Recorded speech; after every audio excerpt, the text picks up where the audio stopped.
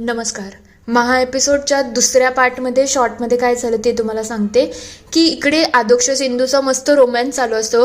तेवढ्यात तो विंचू आतमध्ये येतो. इकडे शकुंतला की खूप टेन्शनमध्ये असतात. त्या श्रीकलालाही सांगतात की गोपाळला फोन लाव आणि या सगळ्यावरती मोठ्या बाईंचं बारीक लक्ष असतं आणि त्यांचा संशय वाढतो की या श्रीकलानेच काहीतरी काळं केलं आहे. मीनवाईल इकडे आदोक्ष सिंधू मस्तपैकी त्यांच्या रोमॅन्टिक मूडमध्ये असतात.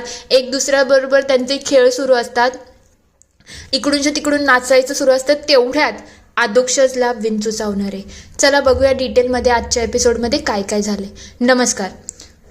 आजच्या भागात आपण बघणार आहोत इकडे तो माणूस खिडकीमधून लगेच विंचू आत सोडतो आणि त्याचं काम झाल्यानुसार तो बाजूला सरकतो.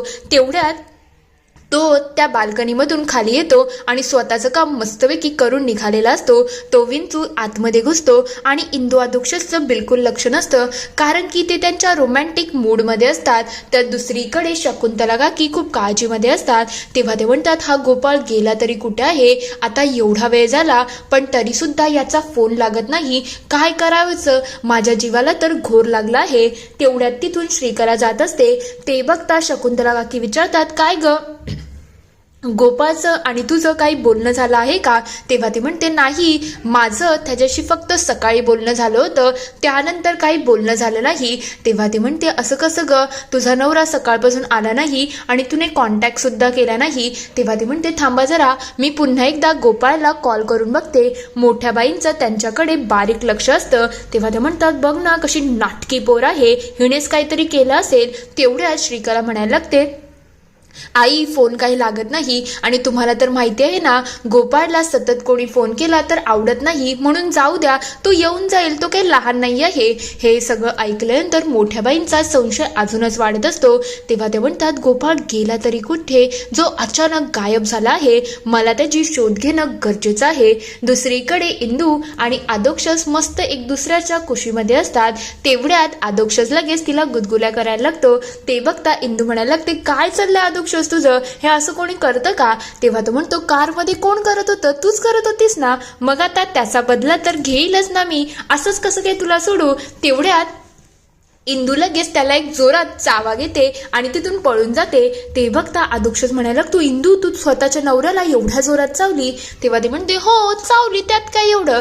तेव्हा तो म्हणतो पाप लागेल तुला पाप. तेव्हा ते म्हणते लागू दे, काही फरक पडत नाही. तेव्हा आदोक्षच म्हणायला लागतो अच्छा तुला काही फरक पडत नाही ना, मग आता थोडं पाप मला सुद्धा लागू दे. तो लगेच इंदूच्या अंगावरती धावत जायला लागतो. तेवढ्यात इंदू लगेच बेडवरून दुसऱ्या साईडला येते आणि इंदूच्या पाया येते. तेव्हा विंचू असतो. तेवढ्यात आदोक्षस त्या साईडला येतो आणि आदोक्षसच्या पायाचे ते विंचू येतो. ते बघता आदोक्षस म्हणायला लागतो थांब थांब, कुठे जाऊ नको. तेवढ्यात इंदू पुन्हा त्याला चकमा देते आणि पुढे जाते. तेव्हा आदोक्षस पुन्हा तिला जवळ घेतो आणि तिला एक गोल चक्कर मारतो. तेवढ्यात इंदू पुन्हा साईडला जाते आणि तेवढ्यात त्या दोघांचा एकदम जवळीक क्षण सुरू झालेला असतो. तेवढ्यात त्याला विंचू चावतो. इंदूचं लक्ष जातं आणि ती जोरात किंचाळते आदोक्षस विंचू. आदोक्षसला अक्षरशः दुखायला लागलेलं असतं. इंदू लगेच तिकडून एक फ्लावर पॉट घेते आणि आदोक्षसला जो विंचू चावत असतो त्याला पहिले बाजूला करते आणि म्हणायला लागते आदोक्षस शांत राहा, मी थांब कोणाला तरी बोलून येते. ती लगेच जोरजोरात हाका मारते दादा कोणी आहे का आहे का. ती बाल्कनीमध्ये येते आणि जोरजोरात हाका मारायला सुरुवात करते कोणी आहे का कोणी आहे का. आदोक्षसला विंचू चावला आहे पण कोणाचा काहीच रिस्पॉन्स येत नसतो. ते बघता इंदू आत येते आणि म्हणायला लागते आदोक्षस तू हिंमत सोडू नको, मी कोणाला तरी बोलून आली. इंदू लगेच रूमच्या बाहेर जाते आणि लगेच तिकडे हाक द्यायला लागते दादा माझ्या नवऱ्याला विंचू चावला आहे, चला चला लवकर. तेव्हा ते म्हणतात चला आपण आत जाऊ. ते लगेच आदोक्षसला कसंबसं उचलतात आणि तिकडून घ्यायला लागतात. तर दुसरीकडे श्रीकला इकडे काळजीमध्ये असते. तेव्हा ती म्हणतात याला तर पैसा दिला आहे पण आता फक्त पैसे घेतात आणि कामं तर काही करत नाही, काय माहिती माझं काम झालं असेल की नाही. तेवढ्यात तिला त्या माणसाचा कॉल येतो आणि ती विचारते काय रे काम झालं की यावेळेलाही फुसका बॉम्ब निघाला. तेव्हा तो म्हणतो काम चोख झालंय मॅडम, तुम्ही जसं सांगितलं आहे ना तसंच मी काम केलं आहे अक्षरशः जीव जाईल असा तो विंचू चावला आहे. तेव्हा ती म्हणते काम मस्त केलंयस तू, याच्यासाठी तुला तुझे मुद्दल राहिलेले सगळे पैसे मिळतील. तेव्हा तो म्हणतो लवकरच मॅडम पैसे द्या आणि विषय संपवा. तेव्हा ती म्हणते उद्या भेट, तुला तुझे पैसे मिळतील. हे सगळं करून श्रीकला खूप खुश झालेली असते. तेव्हा ती म्हणते आत्ता खरं जाऊन मजा सुरू झाली आहे.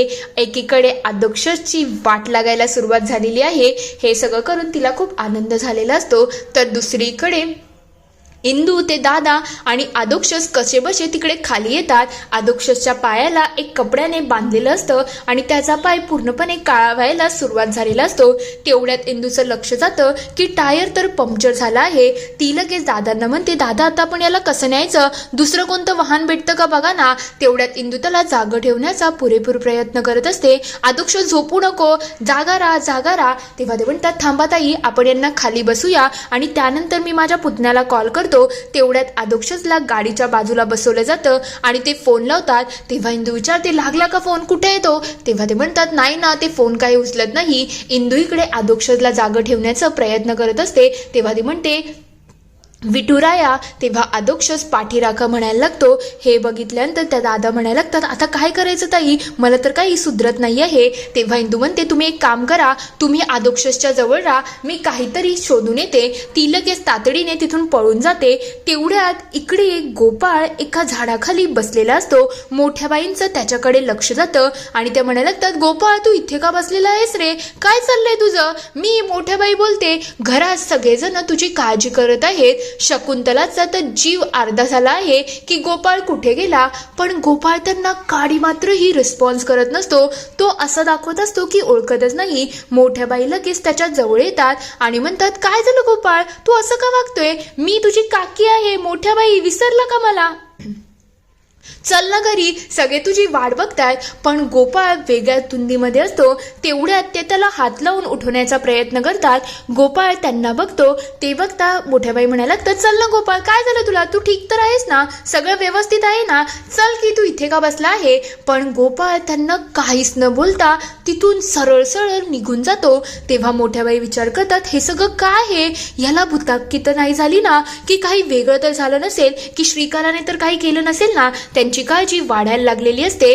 तेवढ्यात ते म्हणतात एक काम करते, आता जावई बापूंना सांगते की गोपाळ मला सापडला आहे, म्हणजे घरच्यांची थोडी काळजी कमी होईल, त्या फोन करायला जातील. तेवढ्या तिकडे गोपाळ खाली कोसळून जातो. ते बघता मोठ्या बाई तातडीने त्याच्या जवळ येतात आणि गोपाळ काय झालं तुला, चक्कर बिक्कर तर आली नाही ना, बेशुद्ध झालायस तू, उठ ना गोपाळ, कोणी आहे का, माझा पुतण्या इथे पडलेला आहे, लवकर कोणीतरी या ना, कोणीतरी या. पण तिथे कोणीच अवेलेबल नसतं.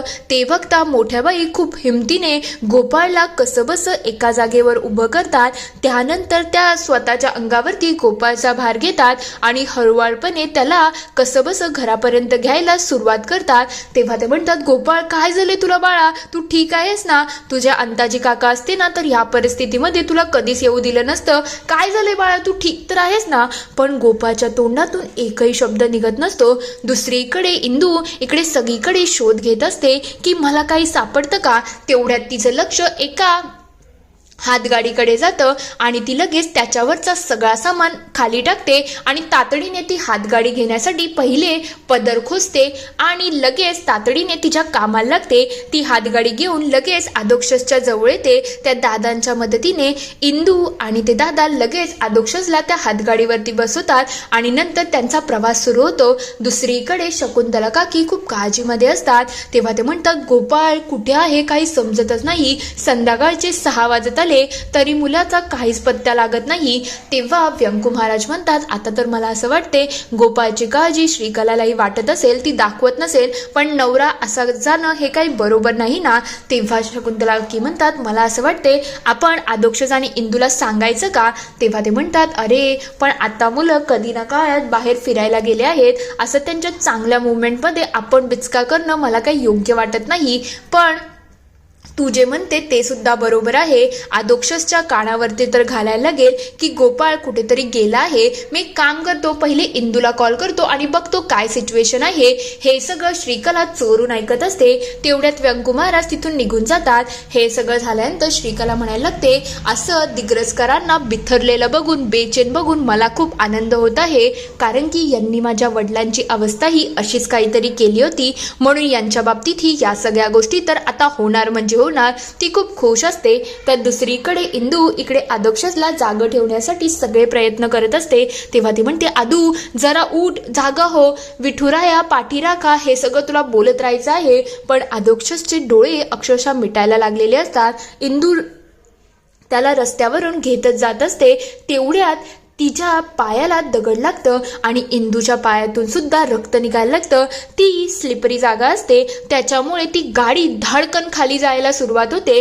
तेव्हा इंदू ही त्या गाडीच्या मागोमागो धावायला लागते. तर दुसरीकडे त्या दादांना टेन्शन आलेलं असतं की इंद्रायणीताईच्या नवऱ्याला काही होता कामा नये. तेवढ्यात इंदूचा फोन वाजतो आणि ते दादा फोन उचलतात. तेव्हा इकडे व्यंकू महाराज म्हणतात, काय ग इंद्रायणी, कुठे आहेस तुम्ही, तुमचे फोन का लागत नाही आणि आदोक्षस कुठे आहे? तेव्हा ते म्हणतात, तुम्ही कोण? तेव्हा व्यंकू महाराज म्हणतात, मी तिचा सासरा आहे, तुम्ही कोण बोलताय? तेव्हा ते म्हणतात, इंद्रायणी ताई आहेत ना, त्यांच्या नवऱ्याला विंचू चावला आहे. तेव्हा व्यंकू महाराज म्हणतात, काय विंचू चावलाय? तेवढ्या ते म्हणतात, हो, आता ते त्यांना घेऊन बाहेर गेले आहेत, म्हणजे हातगाडीवरती नवऱ्याला घेऊन गेले आहेत. आता काय होईल काय जाणो. हे ऐकल्यानंतर व्यंकू महाराजांची ही काळजी वाढलेली असते. तेव्हा त्यांना काही सुधरत नसतं, म्हणून ते सुद्धा बेचैन झालेले असतात. दुसरीकडे इकडे मोठ्या बाई स्वतःच्या जास्ती गोपाळची काळजी घेत त्याला गावाच्या आतमध्ये घेऊन येतात. त्या गोपाळला म्हणतात, गोपाळ तू काळजी करू नको, मी आहे ना, मी तुला घरी घेऊन जाईल. त्यांची अवस्था खराब झालेली असते, पण तरी सुद्धा गोपाळचं त्यांच्याकडे बिलकुल लक्ष नसतं. त्याच्याबरोबर काय चाललं आहे ना, त्याला काही सुधरत नसतं. तेवढ्यात इकडे व्यंकू महाराज विठुरायाच्या समोर येतात आणि हात जोडून म्हणायला लागतात, विठुराया काय चाललंय रे, मला तर खरंच समजत नाही. आमच्या घराण्याने कायम तुझी सेवा केली आहे आणि आता आमच्या दोन्ही पुरांवरती एवढे संकट का बरे येत आहेत? एक तर गायब झाला आहे आणि दुसऱ्याला विंचू चावला आहे. हे सगळं काय चाललंय विठुराया? ते अक्षरशः पॅनिक झालेले असतात. दुसरीकडे मोठ्या बाई इकडे गोपाळला कसबस ऑलमोस्ट जवळ घेऊन आलेले असतात आणि त्या कसबस त्याचा तोल सावरत सावरत घरी घेऊन येतात. इकडे व्यंकू महाराज विठुरायासमोर म्हणायला लागतात, विठुराया, माझ्या दोन्ही पोरांनी तुझी सेवाच केली आहे, या घराण्याने तुझी सेवा केली आहे, पण त्यांच्या आयुष्याला कोणाची दृष्ट लागली आहे जे आमच्या घरावरती तू संकट देतच चालला आहेस. एक झालं की दुसरं काही ना काही सुरूच आहे. कोणाचं तरी रक्षण कर, इंदू आदोक्षसचं रक्षण कर आणि माझ्या मुलाचं काय आहे ते सुद्धा मला कळव, मला खूप भीती वाटत आहे. इकडे आदोक्षसची जी गाडी असते ती धाड धाड धाड मेन रस्त्यावरती चालत असते आणि इंदू ही त्याच्या मागोमाग धावत असते, पण तिच्यापासून ती गाडी खूप लांब असते. तेवढ्यात तिकडून एक टेम्पो येतो आणि आदोक्षसची गाडी सुद्धा त्याच दिशेने चाललेली असते. इकडे व्यंकू महाराज म्हणतात, कोणाची नजर आणि कोणाचं काय मला माहिती नाही, पण तू पाठीराखा आहेस ना, तू माझ्या घरच्यांचं माझ्या पोरांचं रक्षण कर विठुराया. विठुराया प्लीज काहीतरी कर. इकडे आदोक्षस एका हायवेवर पोचतो आणि तेवढ्यात ती गाडी सुद्धा इकडे आलेली असते. इकडे श्रीकला खूप खुश असते आणि विचार करत असते की फायनली आत्ता जे मला पाहिजे ते सगळं भेटत आहे. ती खूप खिदळत असते. तर दुसरीकडे व्यंकू महाराज म्हणत असतात, विठुराया तुला काहीतरी चमत्कार करायला लागेल आणि माझ्या पोरांचं रक्षण करायला लागेल. तेवढ्यात इकडे टेम्पो आणि आदोक्षस ऑलमोस्ट एक दुसऱ्याच्या समोर येतात. तेवढ्यात टेम्पोवाला ब्रेक लावतो आणि इंदू त्या गाडीला कसंबसं पकडते आणि त्या दोघांची टक्कर होता होता वाचते, पण आदोक्षस डोळे बंद करतो आणि ते बघता इंदू खूप पॅनिक झालेली असते. तर दुसरे मंदिराच्या बाहेर इकडे पोलीसवाले येतात आणि म्हणायला लागतात, व्यंकू महाराज, इकडे इंदू आदोक्षसला पुन्हा रस्त्यावरून न्यायला सुरुवात करते आणि म्हणायला लागते, आदोक्षस तू स्वतःला झोपू देऊ नको, मी आहे ना, मी तुला घेऊन जाईल. पण आदोक्षस पूर्णपणे डोळे बंद करतो आणि इंदू जोरात किंचाळते, आदोक्षस. इथे हा पूर्ण एपिसोड संपतो. पुढील भागात आपण बघणार आहोत इकडे आदोक्षस आणि इंदू एक दुसऱ्याच्या मिठीमध्ये असतात. तेव्हा इंदू म्हणते, आपण दोघं जेवपर्यंत एकत्र आहोत ना तोपर्यंत या घरावरती कोणतंच संकट येऊ देणार नाही. दुसरीकडे श्रीकला म्हणत असते, तुला घराच्या बाहेर काढण्याचा प्लॅन तर माझा फिसकटला आहे, पण आदू आणि इंदूला एक दुसऱ्यापासून दूर करण्याचा, तोडण्याचा प्लॅन यावेळेला बिलकुल फसणार नाही. ती त्या दोघांचे फोटो वेगवेगळे करते आणि खूप खुश असते. थोड्या वेळानंतर इकडे सगळे घरचे जमलेले असतात. तेवढ्यात तिथे पोलीस येतात आणि म्हणायला लागतात, आदोक्षस दिग्रसकर, आम्ही तुम्हाला अटक करायला आलो आहोत खुनाच्या आरोपामध्ये. हे ऐकल्यानंतर सगळ्यांचा चेहऱ्याचा रंग चढून गेलेला असतो. तेवढ्यात त्या आदोक्षसला हातकडी घालतात आणि तिथून घेऊन जातात. इथे हा पूर्ण एपिसोड संपतो. आता नेमकं खून तरी कोणाचा झाला असेल, मोहित की गोपाळ? तुम्हाला काय वाटतं ते मला कमेंटमध्ये नक्की कळवा. व्हिडिओ आवडला असेल तर लाईक, शेअर, सबस्क्राईब करायला विसरू नका. Thank you for watching.